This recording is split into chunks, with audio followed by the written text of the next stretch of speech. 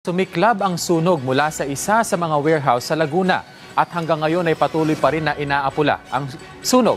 Yan ang sentro ng balita ni Isaiah Mirafuentes live. Isaiah.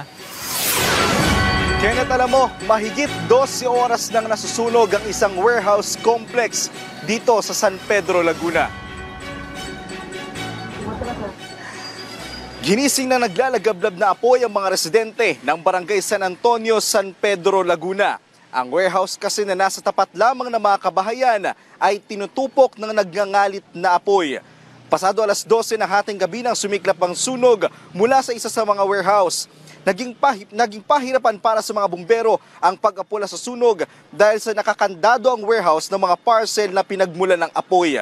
Mabilis rin na kumalat ang apoy dahil sa ang mga katabing warehouse na kabilang sa mga nasusunog ay naglalaman ng mga kemikal kagaya ng crude oil, motor oil at mga auto supplies. May mga sasakyan din na natupok ng apoy. Ito yung mga sasakyan na nakaparada sa tapat ng warehouse na hindi na nagawa pang isalba ng may-ari at nasama na rin sa nalamon ng apoy. Gumamit na ang Bureau of Fire Protection ng chemical solution para sa mabilis na ikaapulan ng sunog. Sa kasalukuyan, wala namang napaulat na nasawi o nasaktan dahil sa insidente. Pero ang mga residenteng nakatira malapit sa warehouse ay lumikas din dahil sa lakas ng apoy. Sobra po ang lakas talaga. Hanggang doon po yung init sa taas. Grabe. Tapos yung amoy, grabing sobrang baho. Siyempre po, natakot po eh. Siyempre may mga anak ka, kailangan unahin mo muna yung mga anak mo. Di bali na yung iba.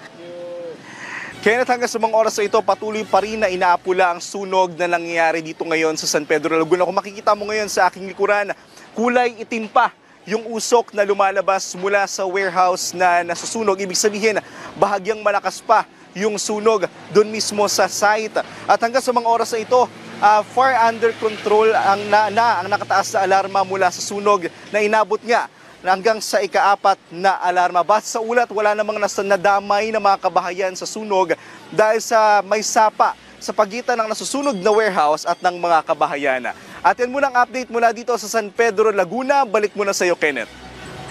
Maraming salamat, Isaiah Mirafuentes.